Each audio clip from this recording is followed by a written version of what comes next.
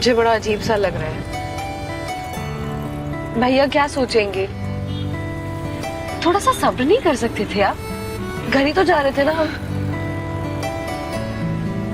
बहुत इंतजार किया है तुम्हारा ज्योति। कभी कभार तो ऐसा लगता था कि बस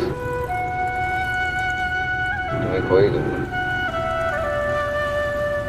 इसलिए आज जब तुम्हें पाया है तो हर एक पल जीना चाहता हूं।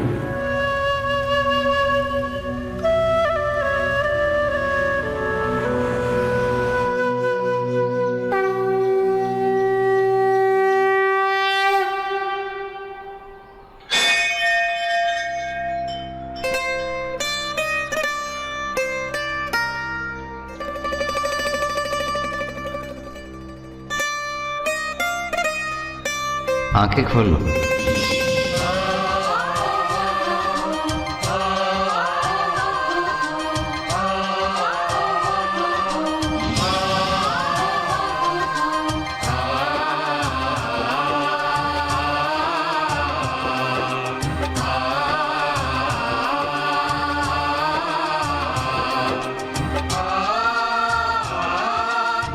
Thank you.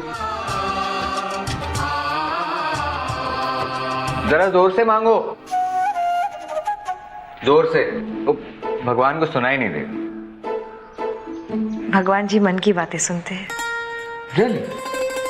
मेरे केस में ऐसा नहीं था। मैंने तो चिल्ला चिल्ला कर मांगा इनसे। हाँ, सच कह रहा हूँ। मंदिर में ऐसी बातें करते? हाँ, मेरा तो रिश्ता ही है इनके साथ ऐसा। शादी के बाद है ना, बीवी सारी आजादी छीन लेती है। बस ये हंसी इस चेहरे पर इस तरह बरकरार रहे, मैं समझ लूंगा मुझे मेरा ईश्वर मिल गया।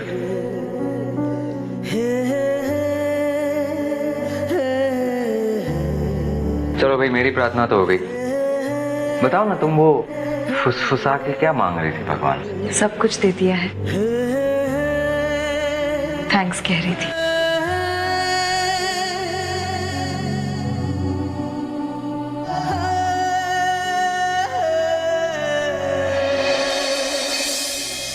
हाय, क्या सोच रही? शादी से पहले तो कहते थे कि तुम्हारे मन की हर बात जान लेता हूं, तो अब पढ़ लीजिए ना मन। बड़े बुजुर्गों ने सही कहा है, शादी से पहले हर एक वादा सोच समझ के किया करो। प्रेमिका बीवी बन जाती है, लेकिन भूलती कुछ नहीं। कबीर तो फंस गया। अब तो हक है जी, बोलिए।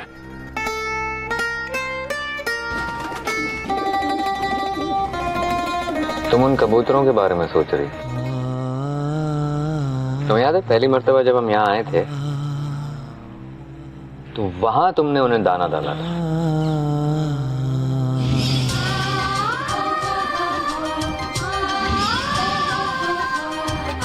नहीं, मेरे घर वालों के बारे में सोच रही? सब कैसे होंगे, वहां जाने के बाद क्या होगा, क्या बातें होंगी, वगैरह वगैरह। अब जब मन की बात जान ही गए हैं तो बता दीजिए ना। अरे नहीं, सरप्राइज रहने दो ना। नहीं, प्लीज बताइए। एक्चुअली ना मैं थोड़ी नर्वस हूँ। माँ बचपन से नहीं,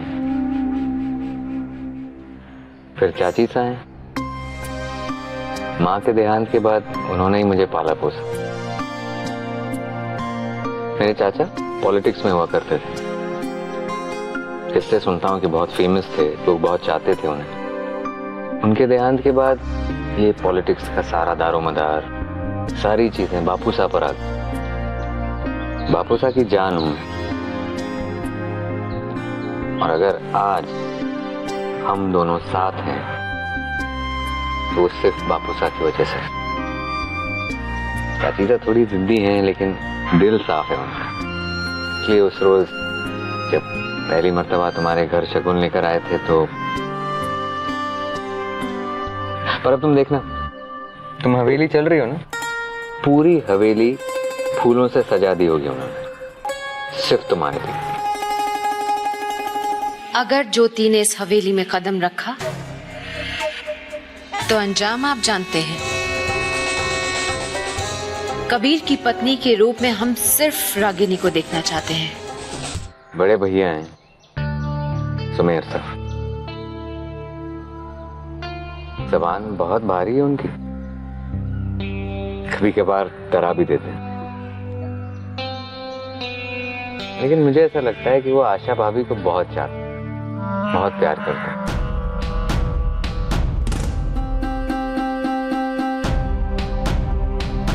ये चूड़ियां किसके लिए हैं? जी वो ज्योति देवरानी जी के लिए।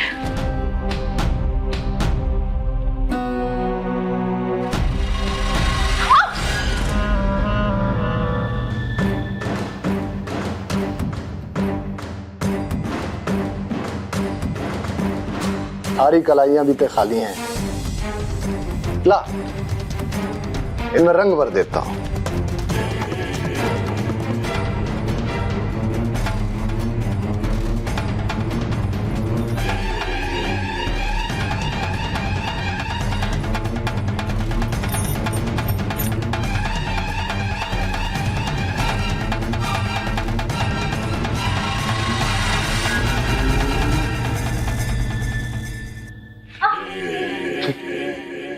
ले भर गया रंग तेरी कलाइयों में। भंवरी भाभी, क्या मतलब, उनसे तुम मिलोगी ना तो तुम्हें ऐसा लगेगा कि दुख और गम, इन दो चीजों को तो उनके पास आने ही नहीं देती, और बस खुशी के मारे हर वक्त झूमती रहेंगी, नाचती रहेंगी।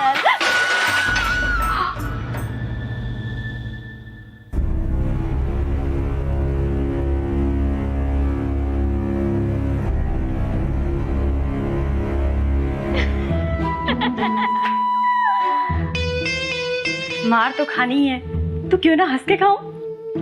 विक्रांत, उसके बारे में बताने की जरूरत नहीं, लक्ष्मण है। सही कहा तुमने। दिल का साफ, मन का साफ। इनफैक्ट मुझे तो हैरानी होती है कि आज के दौर में उस जैसा लड़का, बिल्कुल एक बुरी आदत नहीं उसमें। स्वीटहार्ट, एक बार भैया सेटल हो जाए फिर मैं तुम्हें अपनी फैमिली से भी मिलवा दूंगा, और फिर शादी। और वैसे भी जाने मन अभी तो हमारे एंजॉय करने के दिन है। और फिर रीमा, मेरी छोटी बहन, मुझसे मिली नहीं है, माँ से बहुत करीब थी, नानी उसे अपने साथ ले गई। वो दोनों एक दूसरे के बिना रह नहीं सकते, बहुत करीब है। वहीं नानी के साथ रह कर रीमा अपनी पढ़ाई पूरी कर रही है। तो फिर वो शादी में क्यों नहीं आई? अरे भाई, उसकी एग्जाम्स चल रही थी, बस आ नहीं पाई। मेरी मुलाकात कब होगी उनसे? होगी ना, बहुत जल्द, राखी पर। वो राखी का त्योहार कभी मिस नहीं करती।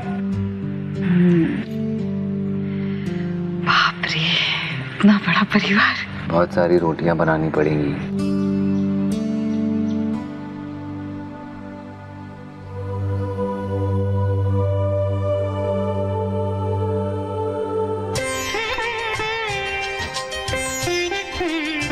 मेरे साथ रहना ईश्वर कि मैं इतने बड़े परिवार को एक डोर में बांधे अपना कर्तव्य निभा सकूं, एक अच्छी बहू और पत्नी बन सकूं।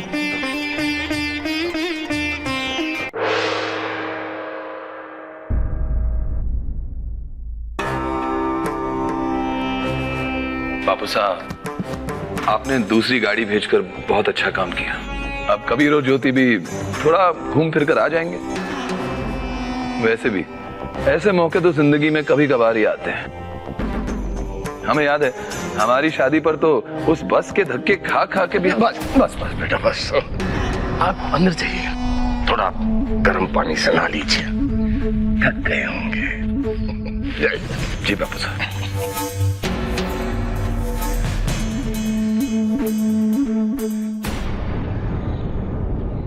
कुछ हुआ नहीं अभी तक। आपसे कह रहे हैं हम। ज्योति किसी भी वक्त हवेली में आने वाली है। मुखी जी, आप बेवजह अपना बीपी हाई कर रही हैं। आने वाली है, आई तो नहीं ना अभी तक। बस थोड़ा और सब्र कीजिए, देखना बहुत जल्द खुशखबरी आने वाली है। देखिए, फोन आ गया। हेलो,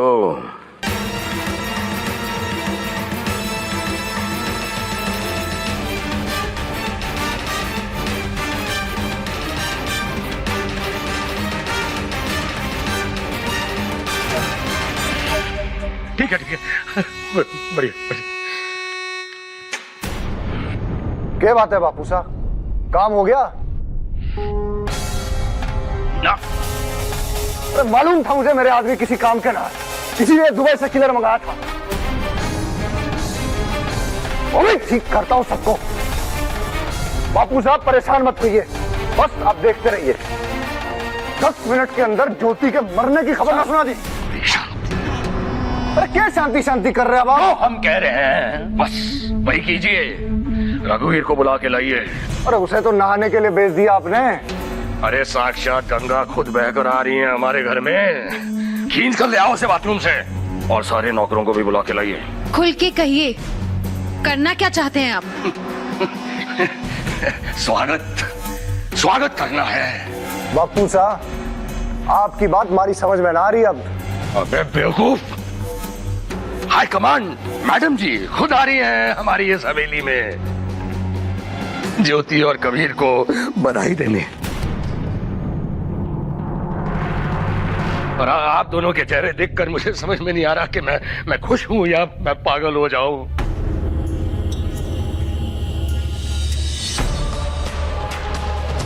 बापू साहब, पागल होना ठीक ना है, आप खुशी हो लो। अपने बंदूकधारियों को फोन कीजिए और कहिए कि कहीं भी कोई खून खराबा नहीं होना चाहिए। और आप इस तरह क्यों घूर रही हैं मुझे? अगर मैडम जी ने ये चेहरा देख लिया ना तो मुखी जी जरा बात को समझिए ना। वक्त अभी ज्योति का साथ दे रहा है, वक्त से लड़ना ठीक नहीं है। अभी ज्योति को हवेली में आने दीजिए। मैडम जी जैसे चले जाएंगी हम अपना काम कर लेंगे।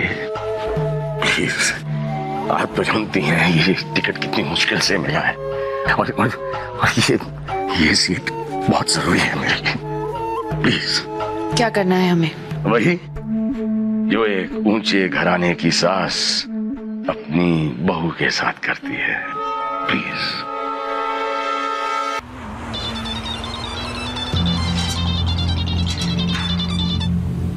जी बापू साहब। जी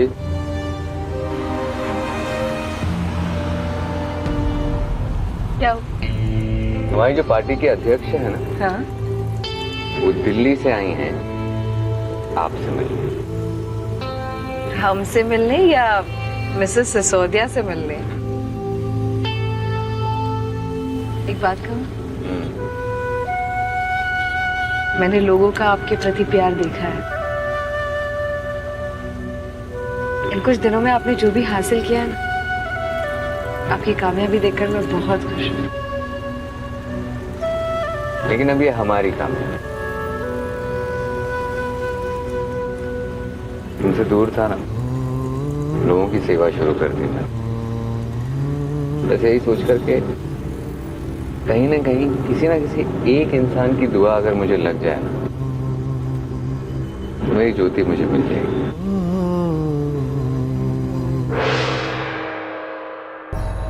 मैडम जी आ गई।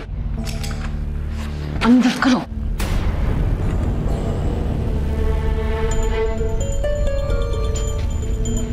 पधारिए।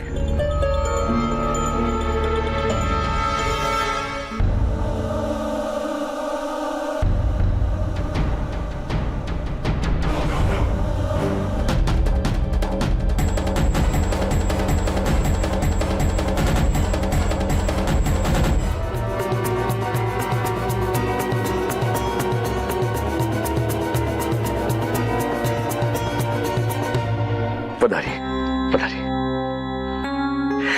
एक मिनट, पहले हमारे परिवार से मिल लीजिए।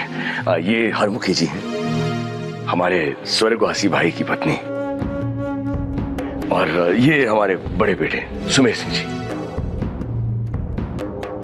ये हमारे मझले पुत्र रघुवीर सिंह जी, और ये हरमुखी जी के बेटे विक्रांत सिंह जी। आज हमारे इस गरीब खाने में आके आपने हमें बड़ा सम्मान दिया है। बताइए। मेयर साहब, ये अगर आपका गरीब खाना है तो महल कैसे होगा? आपके कुंवर सन कबीर जी, वो सही मायने में गरीबों के बीच काम करते हैं, उन्हीं से मिलने आए हैं हम। वैसे है कहाँ वो?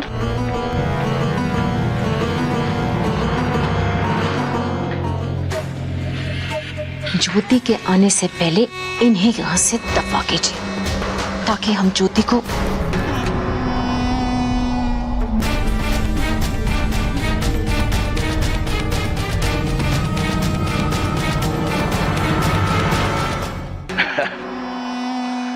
मैडम जी, वो हरमुखी जी कह रही हैं कि वो लोग रास्ते में हैं, आप भोजन कीजिए और पार्टी के प्रोग्रेस के बारे में मैं आपको बताऊंगा।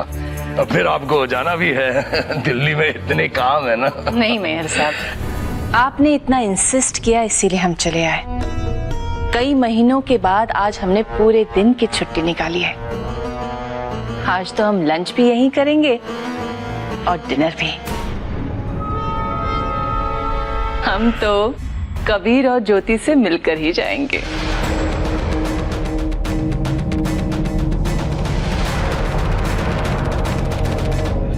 जी, जैसे आपकी इच्छा।